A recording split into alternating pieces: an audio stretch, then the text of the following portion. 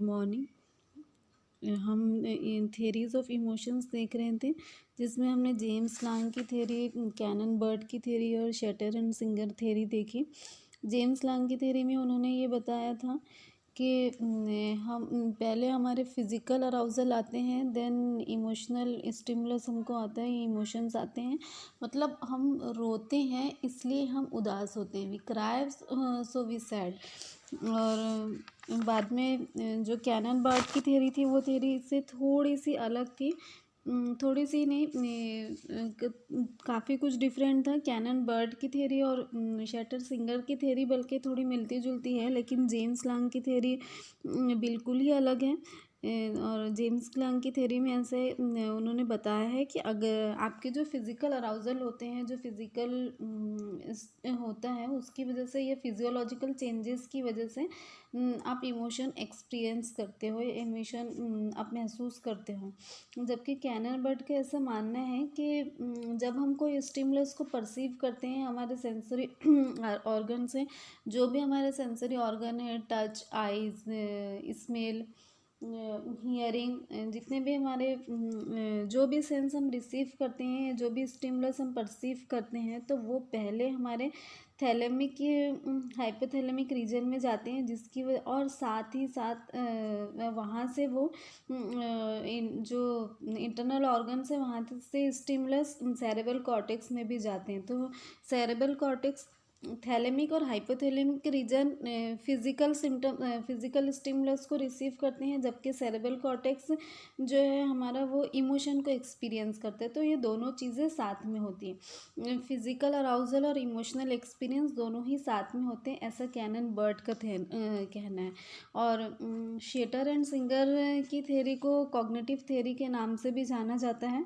उनका ऐसा मानना था कि फिजिकल अराउजल के साथ ही जो परसेप्शन और जजमेंट है, मतलब जो फिज़िकल अराउजल आते हैं, हमने जो क्या है जेम्स लांग की थ्योरी हमने देखे थे, उसमें एक क्रिटिसाइज ये था कि जो उन्होंने ये बताया था कि if we cry then we sad, अगर हम रोते हैं तो हम उदास होते हैं। तो उसमें क्रिटिसिज्म ये आया था कि ऐसा ज़रूरी नहीं है कि हम गम की वजह से ही रोएं, हम दुख की वजह से ही रोएं। कभी हम बहुत खुश होके भी रोते हैं, कभी बहुत एक्साइटमेंट से भी रोते हैं। तो इसलिए ये थ्योरी तो वहीं रिजेक्ट हो गई थी। तो शेटर एंड सिंगर की जो कॉग्निटिव थ्योरी है, इनका ऐसा मानना है कि है, इन्होंने कॉग्निटिव फैक्टर पे फोकस किया है एक्चुअली, कि जो भी हमको फिजिकल रिएक्शन आते हैं तो हमारा ब्रेन उसको परसीव करता है, उसको पहले इंटरप्रेट करता है, जो मेंटल इंटरप्रिटेशन है। तो फिजियोलॉजिकल चेंजेस और कॉग्निटिव और मेंटल प्रिटेशन दोनों साथ में होते हैं, ये एक दूसरे के बगैर काम नहीं करते हैं। तो जो भी नेसेसरी डिटेक्शन है या एक्सप्लेनेशन है हमारी इमोशनल स्टेट का, तो वो इंटरप्रिटेशन ऑफ सिचुएशन के साथ में जुड़ा हुआ है। सिचुएशन को किस तरह से इंटरप्रेट किया जा रहा है, क्या सिचुएशन है, और अकॉर्डिंगली ही आप इमोशन को परसीव करते हैं। तो ये इमोशनल थ्योरी का थोड़ा सा हमारा रिवीजन हुआ। अभी हम देखते हैं basic emotions. Basic emotions, life is not about being rich, being popular, or being the best looking. It is about being real, being genuine and true to who you are. इतने psychology के इतने chapters हमने पढ़ लिए हैं, हमारा 5th ये chapter हमारा चल रहा है। तो आप ये समझ ही गए होंगे, आप ये जान ही गए होंगे कि एक बैलेंस्ड पर्सनालिटी होना या साइकोलॉजी बैलेंस्ड होना, अच्छी होना, इमोशनली वेल सेटल्ड होने का मतलब ये होता है कि आप कितने रियल हो, आप कितने प्रैक्टिकल हो। ज़िंदगी, यहाँ भी इन्होंने यही बताया है, ज़िंदगी ये नहीं है कि आप कितने रिच हो, आप कितने दौलतमंद हो, या आप कितने फेमस हो, आप कितने पॉपुलर हो, या फिर आप कितने ब्यूटीफुल हो, आप कितने गुड लुकिंग हो। बल्कि ज़िंदगी ये है कि आप ये जानते हो कि आप कौन हो, आप रियलिटी से सोचते हो, आप हकीकत पसंद हो। तो basic emotions, there are two primary emotions, happiness and sadness. दो बेसिक इमोशंस होते हैं, एक तो हैप्पीनेस, एक sadness. There are so many types of emotions, लेकिन जनरली हम बात करते हैं कि एक तो उदासी और एक तो खुशी, ये दो इमोशंस होते हैं।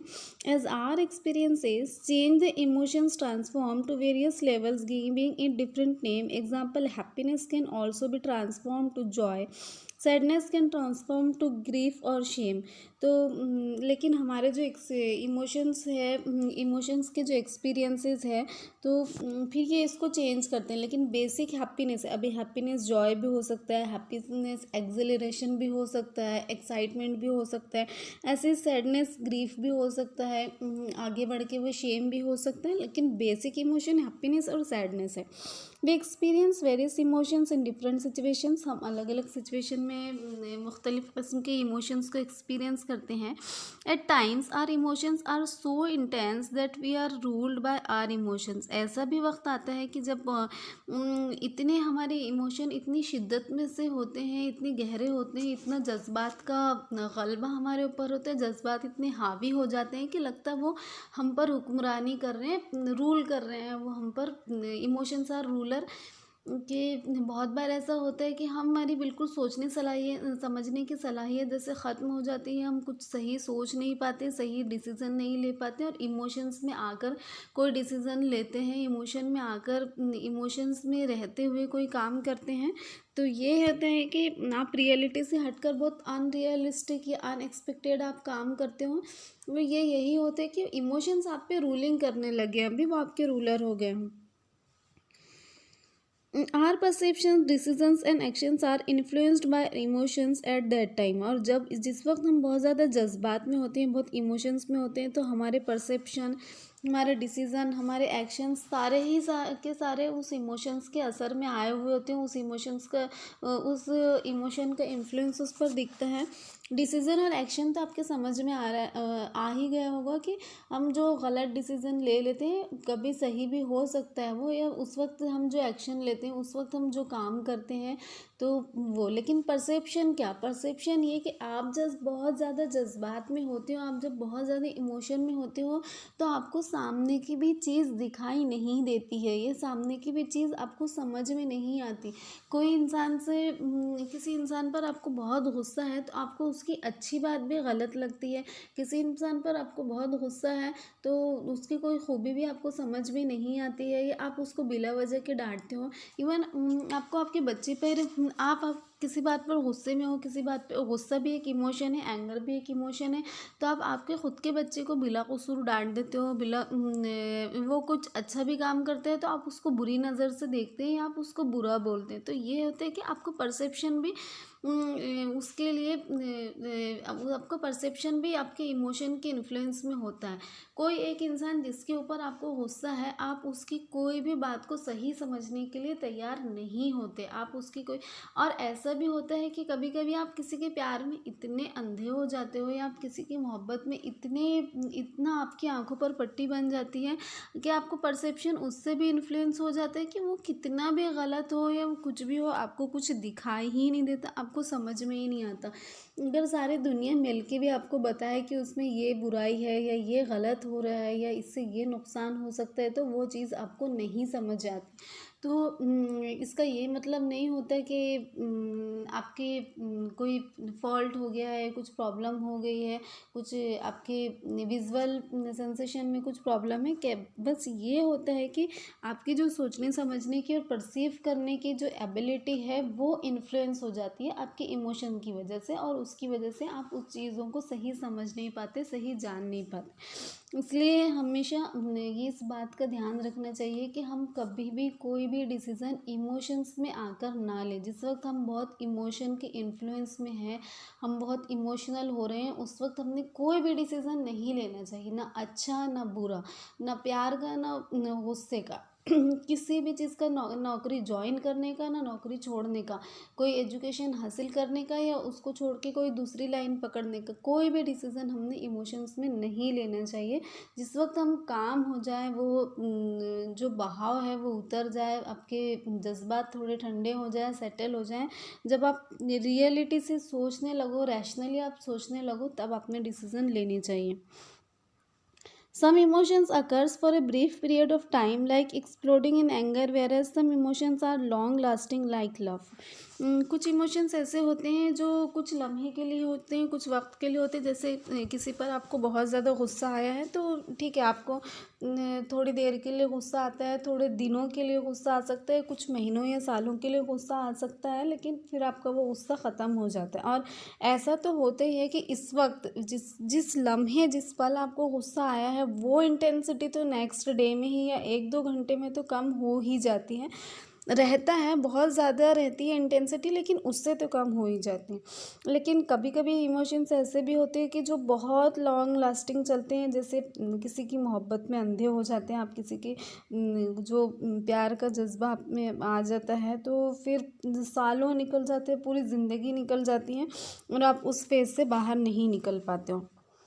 कभी कभी ऐसा गुस्से के लिए भी होता है कि आप किसी से दुश्मनी बांधते हो, किसी पर गुस्सा करते हो तो पूरी ज़िंदगी उसी में गुजार देते हैं।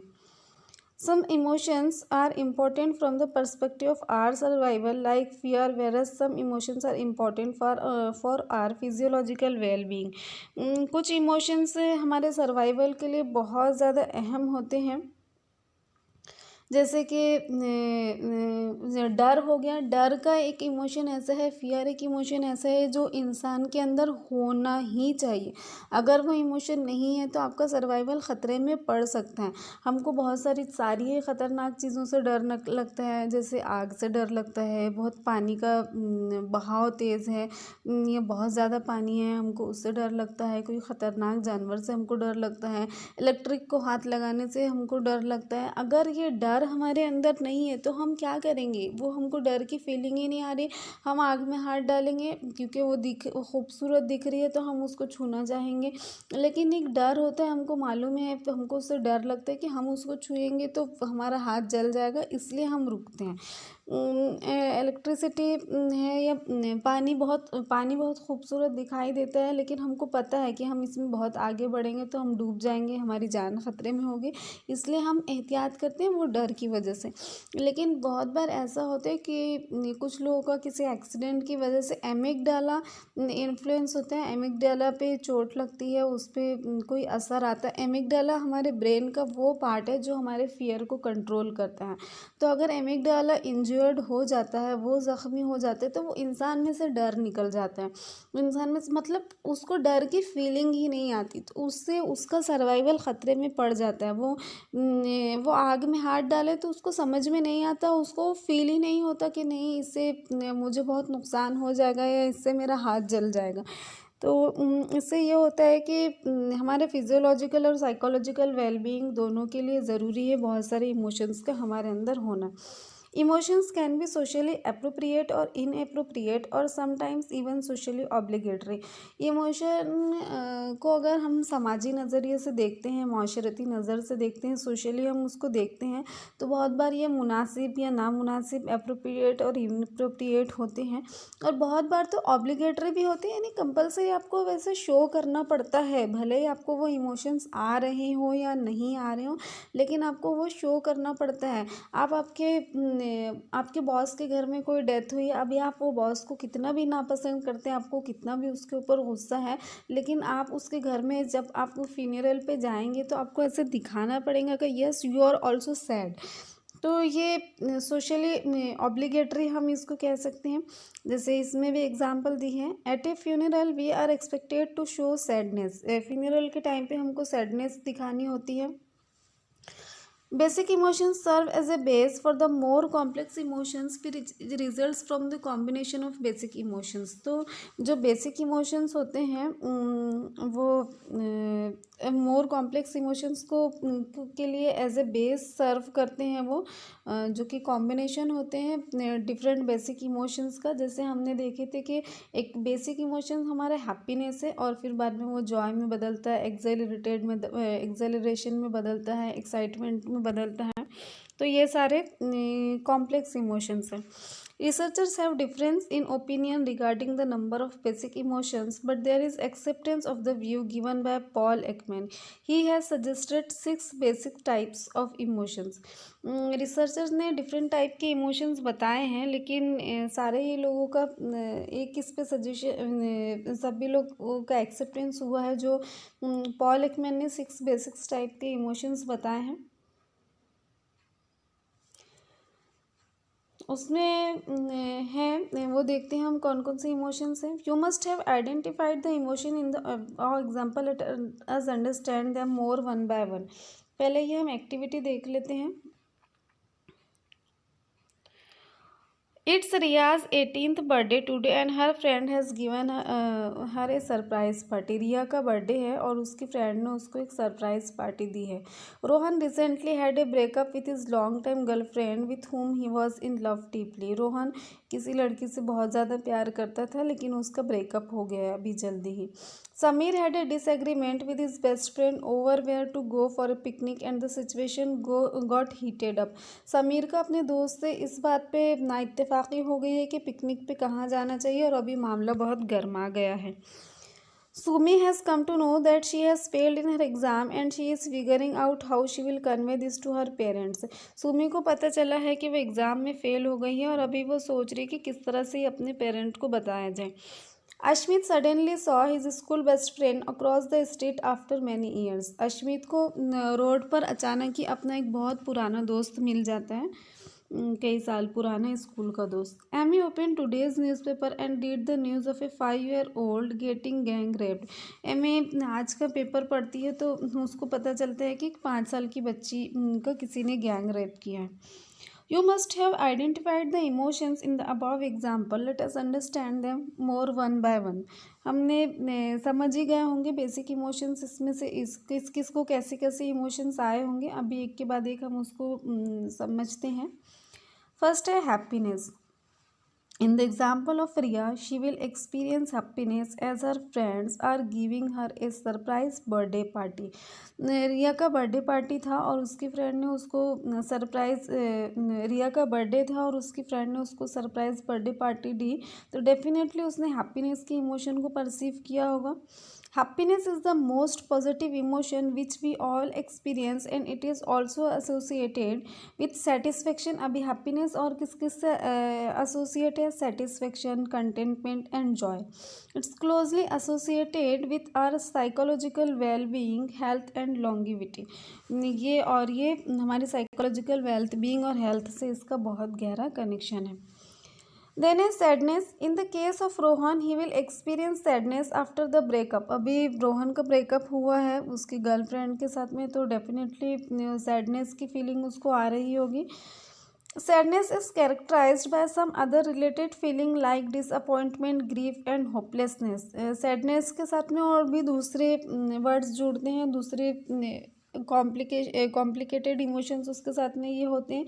Disappointment, grief and hopelessness. आप साइकोलॉजिकल डिसऑर्डर में डिसऑर्डर ये भी पढ़ेंगे, कॉम्प्लिकेटेड ग्रीफ, कि छोटे मोटे हादसे होते हैं, कुछ चीज़ें होती हैं तो इंसान सैड होता है, लेकिन जब ऐसे बहुत ही बड़ा कुछ हुआ या बहुत सारे सैड इवेंट एक साथ हुए और आप उसको मैनेज नहीं कर पा रहे, आप उसको हैंडल नहीं कर पा रहे, तो जो आपका गम है वो कॉम्प्लिकेटेड ग्रीफ में बदल जाता है।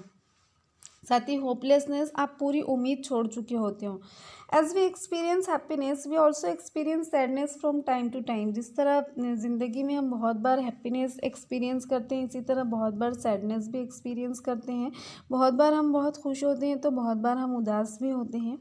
Even though it's very normal and natural to be sad at times, prolonged sadness can turn into depression. हालांकि किसी बात पर उदास होना एक बहुत नॉर्मल फिनोमिना है और एक नेचुरली एक नॉर्मल इंसान सैड होता है और होना भी चाहिए। अगर कोई इंसिडेंट आपकी ज़िंदगी में होता है, किसी नियर वन की डेथ हो गई, तो सैड होना एक नॉर्मल चीज़ है और ये होनी भी चाहिए। लेकिन अगर ये सैडनेस बहुत लंबे समय तक चली आ रही, 6 महीने हो गए, आप उस सैडनेस से बाहर नहीं निकल पा रहे हो, तो ये डिप्रेशन में टर्न हो जाता है। Of course, there are some coping strategies to deal with our sadness which will make us more emotionally stable. लेकिन बहरहाल बहुत सारी ऐसी coping strategies है जिससे अपनाकर हम हमारी sadness से deal कर सकते हैं और हम emotionally stable हो सकते हैं. नेक्स्ट इमोशन है anger. Sameer will experience anger due to the disagreement with his friend. उसके फ्रेंड के साथ में झगड़ा हुआ है तो उसको गुस्सा आया होगा. Anger is a very powerful emotion which includes hostility, agitation and frustration. और ये बहुत ही पावरफुल इमोशन है, बहुत ही ताकतवर ये जज्बा होता है और इंसान गुस्से में आके बहुत कुछ गलत हरकतें भी करता है, हॉस्टाइल भी हो जाता है, कभी कभी तशद्दुद पे भी उतर आता है, मारपीट पे कुछ गलत हरकतें भी कर लेता है. Anger is often displayed through facial expressions, body language, tone of voice and aggressive behavior. Anger किस तरह से पता चलता है जनरली? एक तो आपके फेशियल एक्सप्रेशन से चेहरा इंसान का लाल हो जाता है, गुस्से के तासुरात उसके चेहरे पे दिखते हैं, भवें ऊपर चढ़ी हुई दिखाई देती है, माथे पे बल दिखाई देते हैं. बॉडी लैंग्वेज जो जिस्म के हाव भाव है वो एकदम बदले हुए दिखाई देते हैं. आवाज़ में तेज़ी, गुस्सा दिखाई देता है, एग्रेसिव बिहेवियर होता है. Anger is a two sided sword which can be good as well bad. लेकिन एंगर ऐसा दो रुखी तीर है जिसके अच्छे इफ़ेक्ट भी होते हैं और साथ ही बुरे भी. अच्छे इफ़ेक्ट इस तरह से होता है कि समटाइम्स आपको गुस्सा होना बहुत ज़रूरी होता है कि जैसे कहीं पे बहुत कुछ गलत हो ही रहा है, कंटिन्यू जुल्म हो ही रहा है, बहुत चीज़ें गलत हो रही हैं तो आपको उसको डांट के ही ख़त्म करवाना पड़ता है. आपको गुस्सा दिखा के ही वो चीज़ों को ख़त्म करना होता है. बग़ैर गुस्सा किए, बग़ैर डांटे या बग़ैर थ्रेटनिंग के वो चीज़ें ख़त्म नहीं होती या सामने वाले के समझ में नहीं आती. छोटे बच्चों को भी आपको उनको प्यार से बोलना पड़ता है, कभी आपको उनको गुस्से से बोलना होता है, कभी आपको उनको पनिशमेंट देनी होती है, कभी आपको उनको गिफ्ट देना होता है. तो पनिशमेंट का भी एक अहम रोल होता है नर्चर में. और पनिशमेंट आप कब देते हो? पनिशमेंट देने के लिए आपको गुस्सा होना ज़रूरी होता है. आप किसी से हमेशा ही बहुत प्यार करते हो तो ऐसी कंडीशन में तो आप उसको कभी पनिश करेंगे ही नहीं. आप किसी को पनिश तभी कर सकते हो जब आप उसके ऊपर गुस्सा होंगे तो और लेकिन फिर लॉन्ग लाइफ में उसके आपको फ़ायदे देखने के लिए मिलते हैं. तो एंगर एक ऐसा इमोशन है. हाँ, किसी के साथ में जुल्म हो रहा है, जैसे देश में किसी पर्टिकुलर तबके के साथ में, किसी पर्टिकुलर जमात के साथ में, किसी के पर्टिकुलर ग्रुप ऑफ पीपल के साथ में कुछ गलत हो रहा है तो आप गुस्से में आएंगे तभी आप उसके ख़िलाफ़ आवाज़ उठा पाएंगे और तभी आप कुछ उसके लिए कर पाएंगे. तो जिसके लॉन्ग लास्टिंग में फ़ायदे आपको देखने के लिए मिलेंगे. लेकिन अगर आप गुस्सा होते ही नहीं हो तो किसी बात पर तो बहुत बार ऐसा होता है कि आपका नुकसान भी हो सकता है. तो गुस्से और बहुत बार आप गुस्से से बहुत अच्छी चीज़ें भी हासिल कर पाते हो. तो लेकिन ये डिसाइड करना कि कहाँ पे गुस्सा दिखाना सही है और कहाँ गुस्सा नहीं दिखाना चाहिए, ये इसके लिए बहुत महारत होनी चाहिए और ये आपको आना ही चाहिए. तभी आप ज़िंदगी में किसी नुकसान से बच सकते हो. अदरवाइज़ गुस्से से तो बहुत बड़े बड़े नुकसान होते हैं. Fear, डर. Sumi will experience fear as she will be scared to tell her parents that she has failed in her exam. Sumi exam में फेल हो गई और अभी उसको डर है कि अगर अभी वो अपने पेरेंट्स को बताएंगी तो उसके पेरेंट्स उसे मारेंगे या पनिश करेंगे, गुस्सा करेंगे. Fear is a powerful emotion which is closely related to our survival from the evolutionary point of view. जो फियर है ये एक ऐसा पावरफुल इमोशन है जो हमारे सर्वाइवल के लिए, हमारे ज़िंदा रहने के लिए बहुत ज़्यादा ज़रूरी है. जिसकी एग्जांपल हमने पहले ही देखी, मैंने आपको पहले ही समझाई कि एमिगडाला अगर इफ़ेक्ट होता है और फियर की फीलिंग आपको नहीं आती है तो आप जो चीज़ों से ख़तरा होता है, जो चीज़ों से नुकसान होता है, आप उनसे डर नहीं पाते हो आप उन चीज़ों से और आप वो एक्सपीरियंस करने की कोशिश करते हो और आपका नुकसान हो जाता है. Fear is also associated with fight or flight response because fear could indicate a threat. Fear fight और फ्लाइट रिस्पॉन्स से भी एसोसिएट है. फाइट और फ्लाइट रिस्पॉन्स मतलब आप किसी चीज़ के लिए या तो लड़ो या तो आप वहाँ से भाग जाओ. ये फाइट और फ्लाइट रिस्पॉन्स होता है.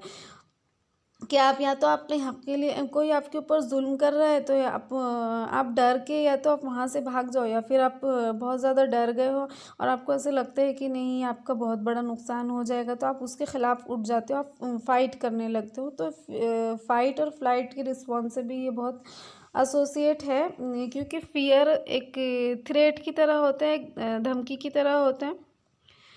Then next emotion is surprise. Ashmeet will be surprised after seeing his school best friend suddenly across the street. अभी अचानक से आपका कोई दोस्त आपको सड़क पे मिला है, बहुत पुराना, बहुत सालों के बाद में, तो आप खुशी के जज्बात तो आपको आएंगे ही, लेकिन साथ में आपको सरप्राइज, आप बहुत हैरत में होंगे पहले कि अचानक आपको ऐसे मिला जो कई सालों से आपने उसको देखा नहीं था।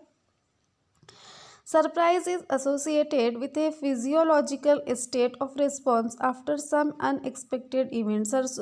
जो सरप्राइज है वो कोई अनएक्सपेक्टेड इवेंट अगर होता है तो उसके में फिजियोलॉजिकल स्टेट ऑफ रेस्पॉन्स से एसोसिएट है। Surprise can be positive as in the case of Ashmit. Surprise positive भी हो सकता है, जैसे अश्मित को सरप्राइज हुआ अपने दोस्त को देख के, but it can be negative और न्यूट्रल ऑल्सो। लेकिन ये निगेटिव भी हो सकता है और न्यूट्रल भी हो सकता है। Example, when your teacher announces a surprise test in the class, that can be an unpleasant surprise for most of you. अगर जैसे उसको अपने दोस्त को अचानक देख के बहुत खुशी हुई है, उसके लिए सरप्राइज था, इतने सालों के बाद उसने अपने दोस्त को देखा, लेकिन क्लास में अगर टीचर सरप्राइज टेस्ट लेती है, अचानक वो बोलती है कि आज आपका टेस्ट है और आप पहले से उसके लिए प्रिपेयर नहीं हो, तो ये आपके लिए तकलीफदा होता है, या आपको इस बात पे गुस्सा भी आ सकता है, या फिर अनप्लेजेंट या नाखुशगवार भी हो सकता है।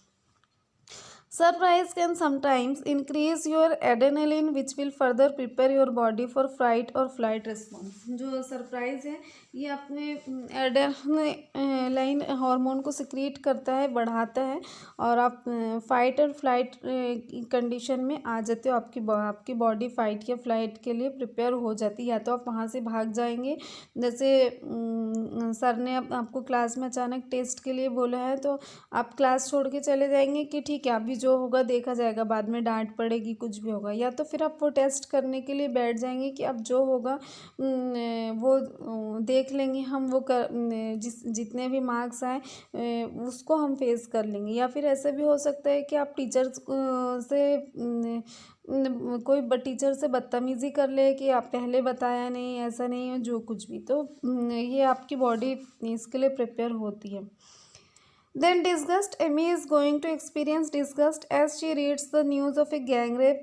उसको बहुत ही बुरा लगता है, बहुत ही ऐसी डिस्गस्टिंग उसको फीलिंग आती है जब वो एक छोटी सी बच्ची की गैंग रेप के बारे में जानती है। Evolutionarily, disgust evolved as a reaction to foods that might be harmful or fatal.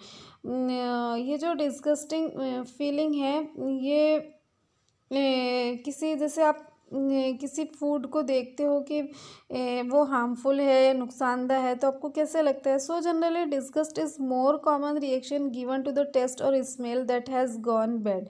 जो जनरली जो डिस्गस्ट की फीलिंग है वो किसी फूड से रिलेटेड होती है, फूड आइटम से रिलेटेड होती है, कि किसी की स्मेल से, किसी को देख के ही आपको ऐसे बहुत गंदा सा लगता है, बहुत बुरा लगता है, तो ये डिस्गस्टिंग फीलिंग है। But some other unwanted situation में also give rise to disgust. लेकिन बहुत बार कुछ अलग से सिचुएशंस, ना खुशगवार सिचुएशन आ जाती है, तो उससे भी आपको डिस्गस्ट की फीलिंग आती है। जैसे डिस्गस्ट को आप बोल सकते हो कि जैसे बोलते हैं ना कि ऐसी बात सुनी कि बिल्कुल मुंह का मज़ा ख़राब हो गया, सुन के ही इतना ख़राब लगा, सुन के इतना ये हुआ, बहुत अजीब सी ऐसी घिन आ रही थी, इतना अच्छा नहीं लग रहा था। तो ये जो सारी फीलिंग होती है, जो घिन आ जाए, जिसको हम जनरली बोल सकते हैं, वो डिस्गस्ट की फीलिंग है। People may also experience moral disgust as in the case of Amy when they observe other engaging into immoral behaviors. लोगों को मॉरल डिस्गस्ट भी हो सकता है, जैसे एमी को हुआ, क्योंकि ये जो गैंग रेप हुआ था ये एक इमोरल बिहेवियर था, और ये लोग दूसरे लोग इमोरल बिहेवियर में इन्वॉल्व हैं, ये देख के या ये जान के उसको एक जो डिस्गस्टिंग की फीलिंग आ रही है, मॉरल डिस्गस्ट है। But human emotions are not so simple and sometimes we experience mixture of emotions which are complex to understand. हमने ये बेसिक इमोशंस तो देखे, happiness, sadness, anger, surprise, disgust, लेकिन जो ह्यूमन इमोशंस है ये इतने सिंपल नहीं है जितने हमने ये ऐसे 6 पॉइंट में हम उसको पढ़ लिए हैं। बहुत बार हमारे इमोशंस इनमें से 2 3 या एक से ज़्यादा इमोशंस का मिक्सचर होते हैं और बहुत बार काफ़ी कॉम्प्लेक्स होते हैं। उसको समझने के लिए, उसको जानने के लिए हम अपने खुद के ही इमोशंस को नहीं समझ पाते हैं। इसके आगे का हम नेक्स्ट क्लास में देखेंगे इंशाल्लाह।